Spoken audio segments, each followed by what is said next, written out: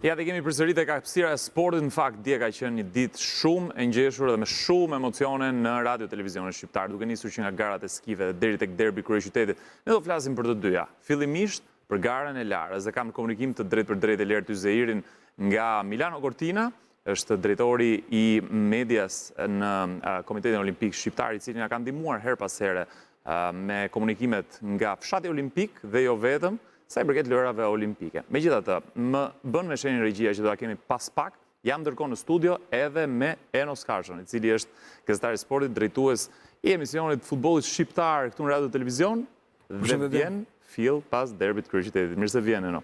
Tani si jam këtu. Nëse do bënim një përmbledhje të shkurtër të derbit kryeqytetit, kemi një Tirana Partizani e cila skuqet, 2-0 fiton Partizani.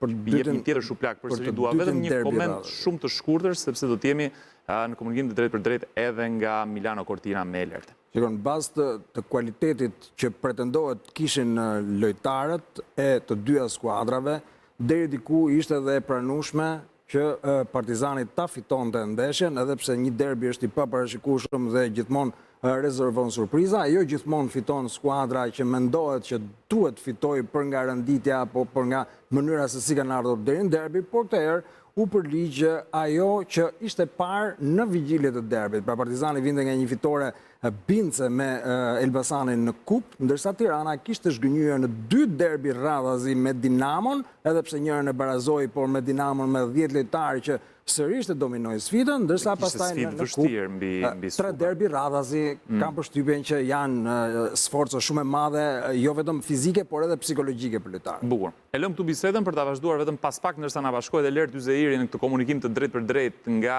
Milano Cortina, pas një dite me shumë emocione, besoj. Eler, mirëmëngjes, të përshëndes. Ne këtej nga Shqipëria, nga Tirana, ndërsa shinim nga ekrani i radio televizionit garën e Larës, u emocionuam sidomos pas lëshimit parë, në fakt ndërruam, për disa orë, le ta themi me plot gojë, ndërruam se mund të ishim atje në podium me flamurin Kuqezi. Megjithatë, nuk shkoi siç ishin pritshmëritë nga të gjithë, por si do ta përshkruaje, si do ta komentoje ti rezultatin e Larës? Besoj që më bukur sa fjala flak, domethënë nuk mund ta përshkruaj. Lara bën debutimin e saj në lojrat olimpike dhe dje ka bërë një nga garat, le të themi, spektakolare. Fakti lëshimi i parë ka qenë i jashtëzakonshëm. E ka interpretuar në mënyrë perfekte, vendosi rekord në sektorin e parë, dhe për herë të parë në historinë e lojrave olimpike dimrore vendosen 3 kohë të njëjta, nga 3 sportistë ndryshëm, 1:03:97 të 3 sportistët, duke bërë një nga momentet më të bukura të garës. Ne kemi diskutuar bashkë edhe në takimet e tjera, që gjatë slalomi dhe slalomi do jenë 2 nga garat më emocionuese dhe më të forta të Kupës Botës. Por gjatë ditës djeshme ishte si me të dalë zemra vendit nga emocionet, aq e bukur dhe aq e fortë ishte gara.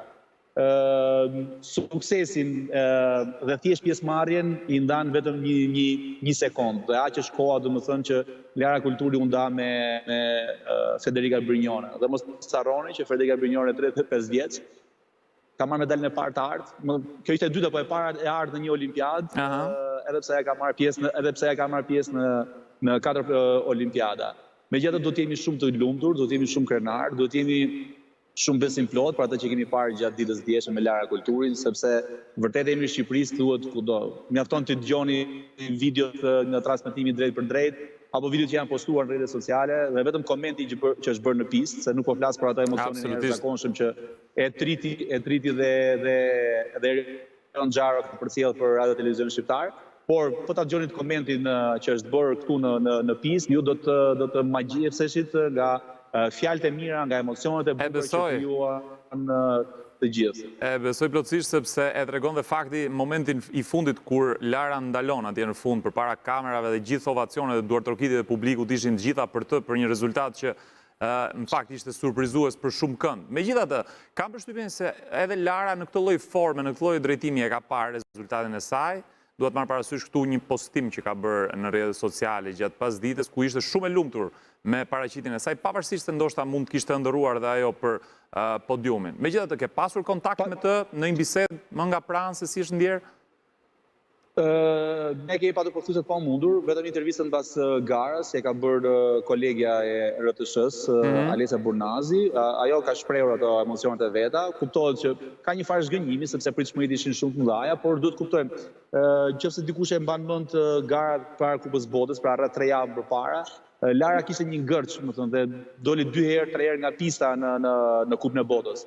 Kurse dje kishte një vetë konfidencë të nivelit lartë, arrinte që të kuptonte se ku ishin limitet dhe sa mund të shtynte më shumë.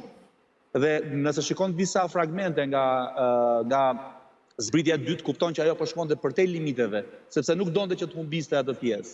Megjithatë, unë them që është sjellë si profesioniste, e ka mirëpritur edhe këtë rezultat, sepse tashmë ne dimë që në sport janë gjitha rezultatet e pranueshme, ajo ka pranuar edhe këtë rezultat, e kënaqur sepse arriti që të bënte një paraqitje shumë të mirë në lëshimin e parë, por ajo është nuk shkoi tek zona e medaljes.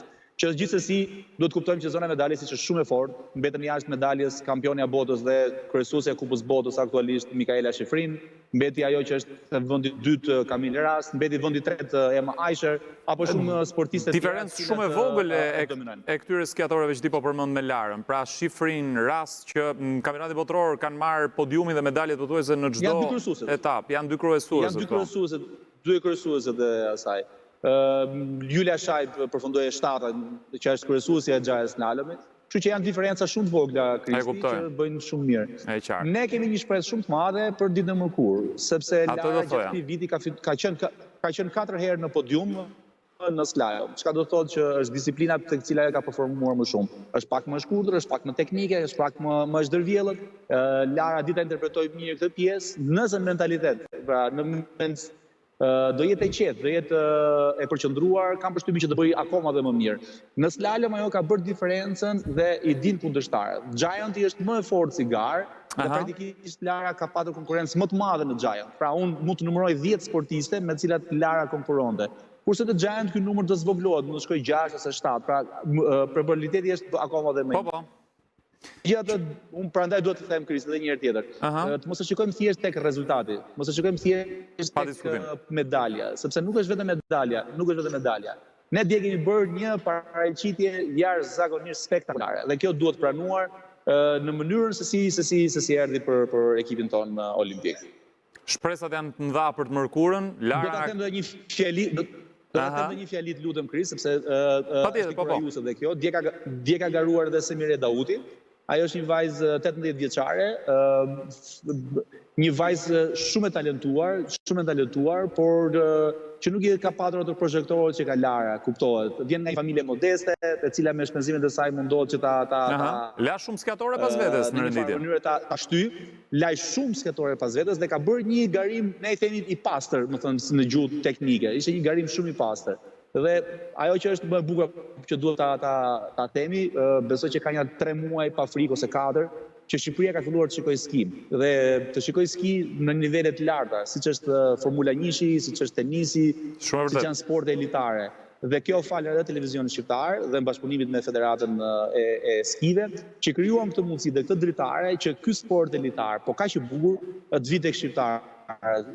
Ne si gazetar, si njerëz medias, po ndjem emocion tjetër sepse e njinim nga larg këtë sport me kujtime të largëta me Alberto Tombon apo kujtim sportistë të niveleve tjera, po tani që shikojmë nga afër dhe kuptojmë edhe disiplinën, kuptojmë edhe forcën që përçon ky sport, na krijon një tjetër emocion dhe duket sigurisht një gjë jashtëzakonshme. Plotësisht dakord me ty Elert, këtë tham edhe në nisje të programit që dje kemi qëndruar të gjithë përpara ekranit me shumë emocione dhe ndoshta u bëm edhe ne u përfshim bashkë me komentin e Erionit, me analizat e profesionistëve, filluam ta kuptoni tashin me sy tjetër pak skin, që me të vërtetë është një sport shumë i bukur dhe që jemi mirënjohës që kemi Larën atje. Faleminderit shumë për të gjitha informacionet. Turoj punë të Sot mos harroni në orën 10 ka garë Deni Xhepa, pra është sportisti ynë tjetër që po garon për herë të tretë. E treta, gara e tretë, sepse ka pjesë në Super G, në Giant Slalom dhe sot është slalomi.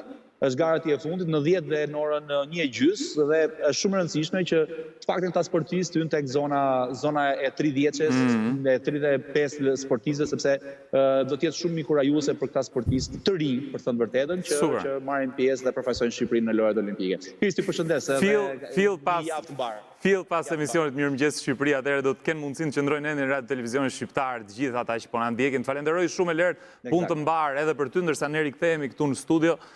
Nuk mund të mos ndalemi kaq gjatë tek lojrat olimpike dhe tek Lara. Dhe ajo që është për të evidentuar është që nuk do të harruar në asnjë moment që Lara Kulturi kishte debutim në lojrat olimpike dhe ne dim fare mirë se çfarë do të thotë kur ti merr pjesë për herë të parë. Kjo vlen për të gjitha sportet. Edhe peshë madhe psikologjike. Nuk mund bënte përjashtim skia dhe pavarësisht talentit duhet edhe përvoja për të arritur rezultate. Dhe kjo përvojë në lojrat olimpike, Lara si mungonte dhe jo më kot, ajo që ishte fituese ishte një 35 vjeçare me eksperiencat më pashme në lojrat olimpike.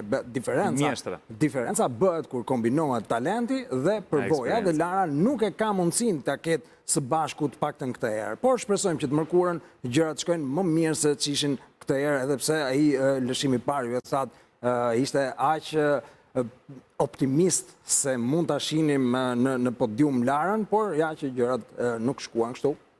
Durim, do të jetë një garë tjetër. Edhe aq të ndrosh për disa orë ti është para, është goxha eksperiencë e bukur. I rikthehemi tani fushave të futbollit, sepse dita ishte e rëndësishme për sportin edhe në Shqipëri, kur vjen puna tek derbi kryeqytetit që për hir të vërtetës mblodhi shumë tifoz. I riktheu deri në një farë pike tifozët masivisht në Air Albania. Mos harrojmë që ishim edhe në kushte shumë vështira atmosferike, një shi i cili për një moment e vendosi ndryshim dhe fatin e ndeshjes. Patjetër, dhe jo vetëm se duhet patur parasysh edhe forma e dy skuadrave. Pra, kemi një Partizan që është në vendin e 5 dhe shpreson që të rënditet në 4-shën e parë, dhe një Tiranë që është në zonën e play-outit dhe shpreson të largohet zonës rrezikut. Pra, nuk është kulmi i këtyre dy skuadrave që të luftojnë për objektiva të rëndësishëm, aq sa të joshin tifozët që edhe në kushte atmosferike të tilla me atë shi të dendur të vinë në stadium. Megjithatë, rezultati mbase nuk tregon gjithçka, kam përshtypjen Eno, çfarë ndodhi në fushën e lojës. Pra ishte një ndeshje me dy tablo. Partizani që i shfrytëzoi mirë, pra u tregua pragmatisti, i mori ato raste që kishte dhe i ktheu në gol. Tirana që provoj, po se kishte edhe fatin me vete në pjesën e dytë, sepse 3 herë shtylla apo traversa ja mohoi golin. Kjo është e vërtet. Pra,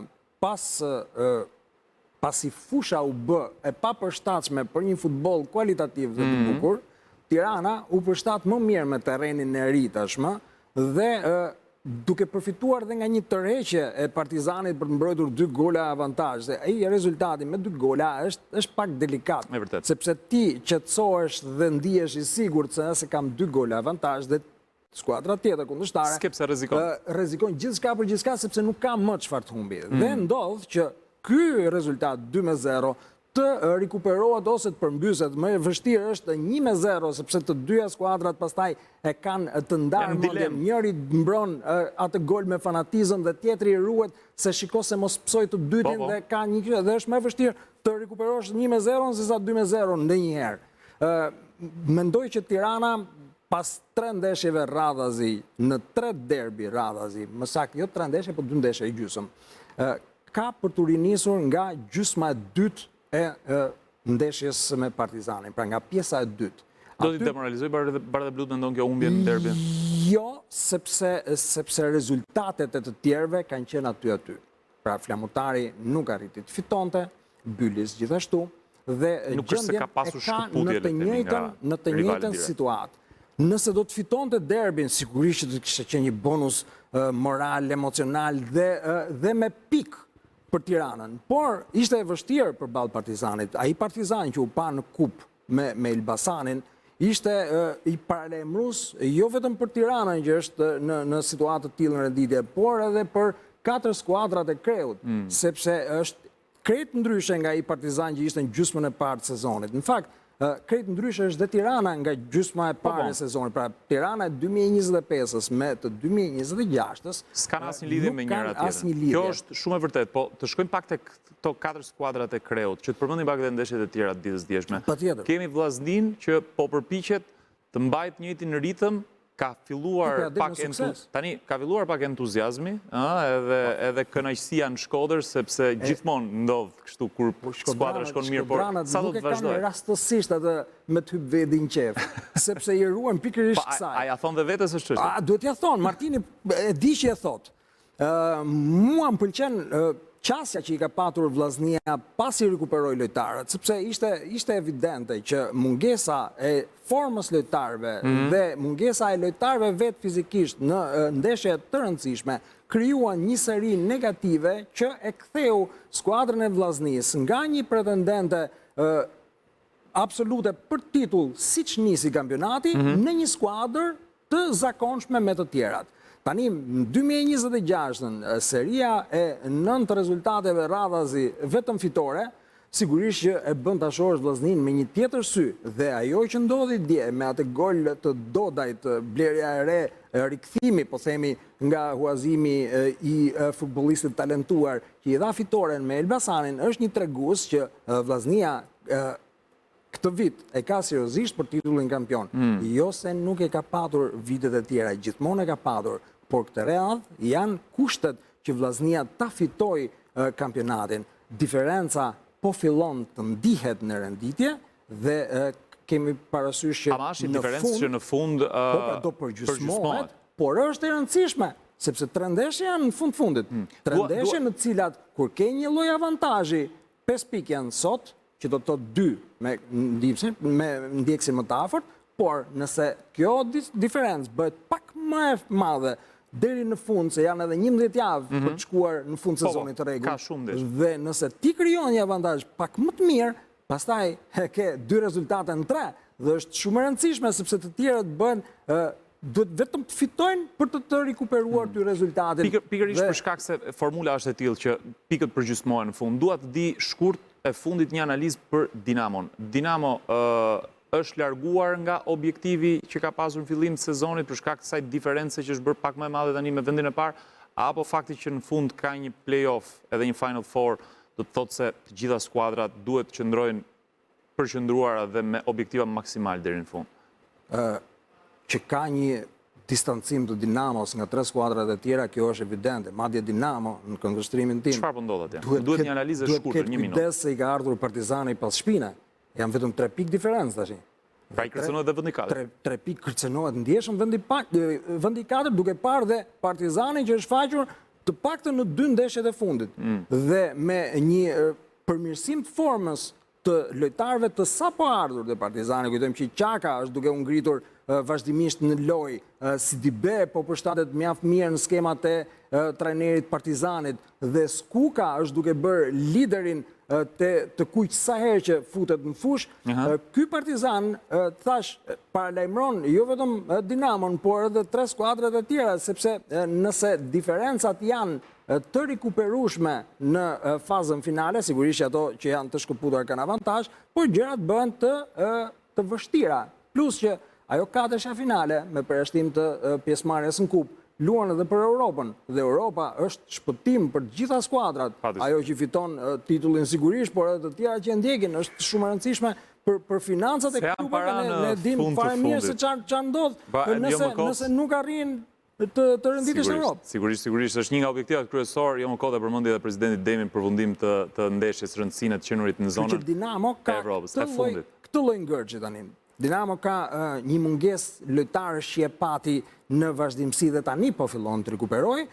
Ndalesa që më bëri çudi ishte ajo kundër Flamurtarit, sepse mendova që duhet ta merrte rezultatin, sidomos pas asaj që tregoi në kupë me Tiranë. Megjithatë, edhe Flamurtari sigurisht që ka ambicjet e veta sepse duhet shpëtoj nga zona e ftohtë. Falenderoj shumë për kohën tënde dhe për analizën e futbollit, i cili me çfarë shikoj unë do të bëhet gjithmonë më emocionuese, me më shumë surpriza, me më shumë të papritura, sa më shumë që kalojnë javët. Sa më shumë shkurtohen ndeshjet, aq më shumë rriten tensionet.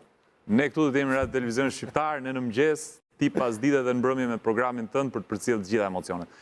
Eci me programin, do të kemi lidhje drejt nga Parisi në këtë fund programit do të vi Sonja pas pak.